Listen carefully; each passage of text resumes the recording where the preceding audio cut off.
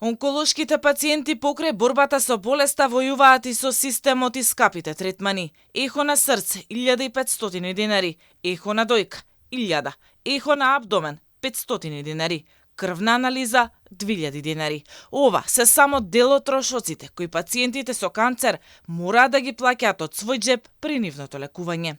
Тие реагираат до здравствените власти итно да се направат измени во системот, да има дигитална евиденција за пациентите кои боледуваат од најтешката болест, но и да бидат ослободени од плаќање за секаква здравствена услуга. Дополнителни трошоци им се и медикаментите кои месечно ги чинат илјадници денари, иако дел од лекарствата се натовар на фондот, но поголем не се.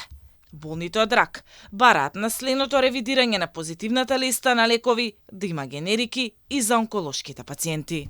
Јас не велам дека сите тие они што ги вметнале дека не се битни, не се нели од суштинско значење за сите пациенти, не само за онколошките. Меѓутоа разочарување постои кај нас бидејќи имавме ветување дека барем еден ќе биде вметнат во првата листа. Ова им било факт е дека е прво на дополнување од 2014 година, значи тоа се 10 години во прашање. И има ветување дека следното на дополнување ќе биде во блиска иднина.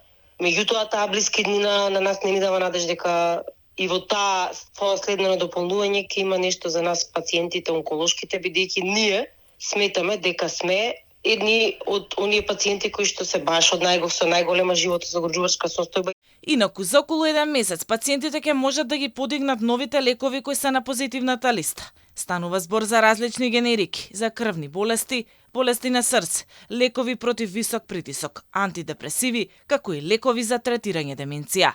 Онколошките пациенти ќе реагираат и кај министерот Таравари, бидејќи очекуваат во најскоро време да остварат средба. Ветување имаше и тоа големо лично од министерот, бидејќи беа во посета одредени пациенти онколошки, не бев лично јас, беа мои познанички пријателки соборки. Лично им беше ветено дека ќе бидеме ние и во оваа прва листа, меѓутоа не сме.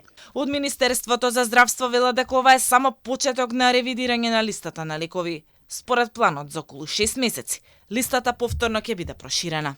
Инаку по цели 10 години, кога беше ставен само еден нов лек, последното проширување на позитивната листа опфаќа 9 генерики кои опфаќаат 20 лека, а ги произведуваат повеќе компании. Годишно од здравствената каса ќе се издвојуваат околу 1 милион евра.